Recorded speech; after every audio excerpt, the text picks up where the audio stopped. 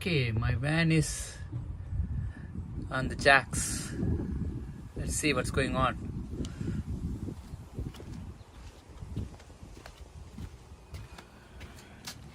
So I came to know the brakes were worn out in the back, so that was showing on the dash, the worn out sign. So when I came, looked at the front and then I looked at the back, so obviously you can see it's very little over here. There's not much left over this side. This side is not, it's still also, this side is also bad. There's not much left. So that's where I came to change the brakes, and then I ended up noticing this big crack. So I had the air suspension over here, which I took it out last night. So it's because of the air suspension which is created this damage over here. So this is Sprinter 170 extended. So I was looking up, okay, how I'm going to fix this, and then I found many other videos. Couple of them I found. They removed some removed it completely, some they removed it, they fixed it, they put the airbag back again. And I think this airbag is a bigger mistake to put it into these Sprinters. The reason I think it's mainly it cracked because of this hole. It's a much weaker point compared to this side. This side is solid, this side is, and then when you feel it, it's this wall thickness is less than 2 millimeters, just over probably 1 millimeter to 1.5 millimeter. So that's how they have built this. So you can see this, the sheet metal is thinner over here. You can see this joint, right? This piece coming from here, so you can see these sheet metals are very thin sheet metal that they use now, and this is not designed to put something to hold up the van up here. This is the bumper stop is what's supposed to go over here, and just to protect not bottoming out to hit somewhere on the bottom, because if it bottom out anymore, if it's bottom out there, it's going to, you can see the differential is going to hit the top, because that's the higher point over there.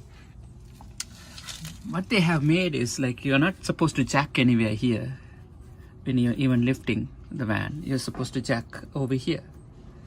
That's the jack point. So it's been beefed up over here to jack this area. So because if you directly put it over here, you're going to bend it. So that's the same effect you're getting over here when you have a air suspension. It's continuously pushing up if it's too much air, or maybe if there's no air, it's continuously pushing up. And especially, I believe probably my shocks worn out completely. I didn't check, but I thought, okay, I ordered a pair of shocks. It didn't arrive yet, so hopefully it's going to arrive tonight, and I will do the shock tomorrow. But I knew, like I saw when the van was bouncing a little bit in the back, so definitely the shocks are worn out. So when it's bouncing and if it's hitting up here, and this piece is pushing up harder, and that's going to put a lot of stress over here on this spot. So that's what is bending, right? So I think I'm going to leave it like this. I'm not going to fix this one.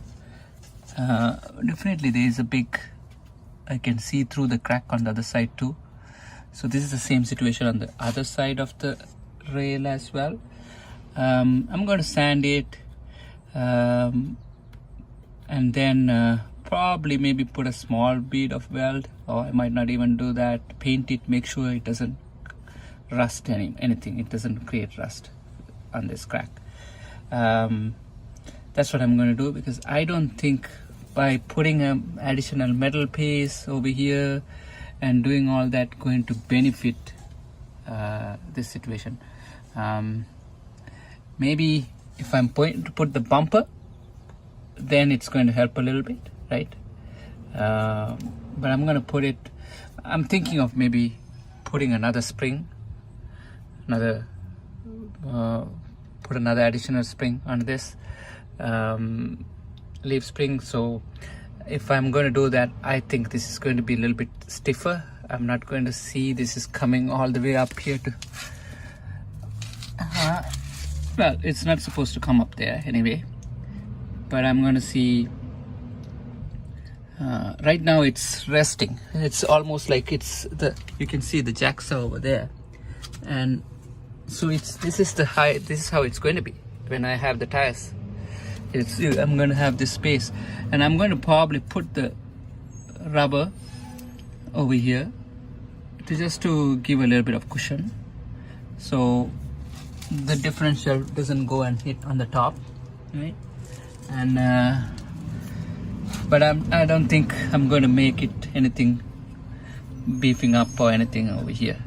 I was thinking, okay, maybe put a plate over here, but I think it's only going to, if the rubber hit too hard, and if the rubber can't absorb the shock, and if it's going to push up, then it's going to keep bending more. But I think I'm going to just put the so I'm just going to put the bump stopper, right, the rubber piece, and then I'm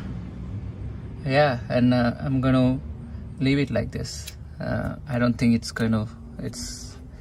spending more money on fixing this is going to make any difference, because the reason I'm thinking is because all the weight is going up here where the leaf is connecting, and where the leaf is connecting over here. That's where it's actually holding up, right? That's where all the weight is right now. It's not anywhere here. This whole thing is not taking the weight is taking over here, and then you can see this whole part, right? This part, there is a rail going across. That's a bigger rail, right? And then over this side is also more beefed up, and that's where it's all the weight going into that. And then all these are unibody, so this just a dent over here.